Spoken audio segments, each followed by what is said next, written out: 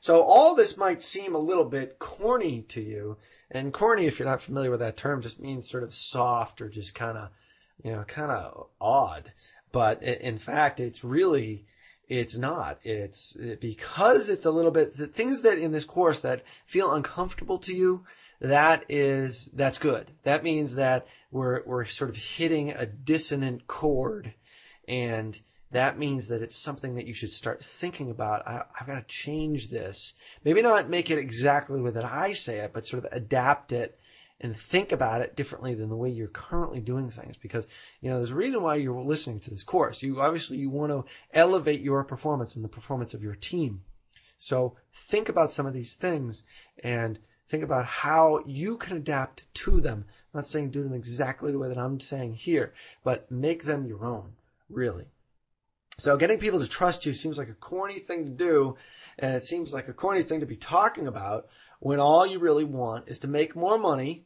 You want to get promoted, probably, and you may not, but you probably want to work less grueling hours. I certainly know that I'd like to, but in fact, this is why you need to establish trust, is for these very same things, is for making more money, getting promoted, and working less hours. Because if you do it, then your sales results will start to really reflect the superior management style that you've adopted here through this course and through the academy. So is it corny? Yeah, it probably is. It's probably a little bit soft, especially in these current economic times. And if you're listening to this in 2009, times are definitely tough all over. Hopefully we've come out of it maybe at the time that you listen to this. But there's very little talk right now about soft skills, and a lot of talk about really what have you done for me lately? Not about, let's talk about these soft people skills.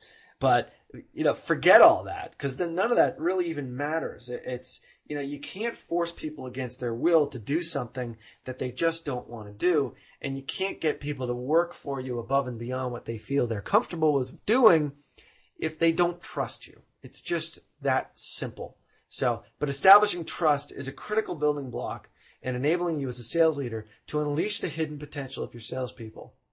So in order for them to produce superior sales results, you need to do this. So it might seem a little bit corny, might seem soft, it might seem unconventional, whatever the term. To focus on making deposits in a fictional trust account to achieve the goals that you have as an ambitious sales manager, it might seem a little bit odd. But really, don't fall for that trap. Don't fall into that sort of conventional thinking, because conventional thinking equals conventional results. And conventional results is quota hitting results. And if you've watched a few of the Academy videos, you'll see that this is a very key concept that you got to sort of wrap your brain around.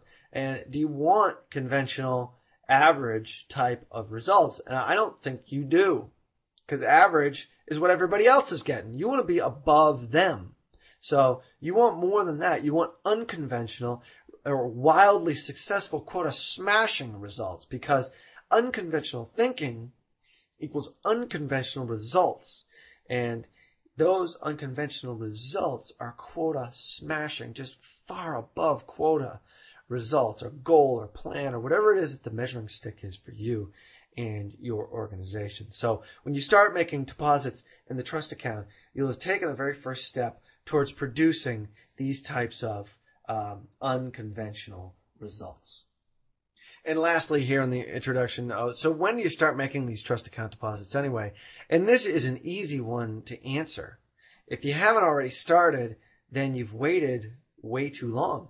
If you've been reading this for a few minutes, I won't come down on you too hard, but here's the thing. All you need to do is start early and implement often. That's really the key here.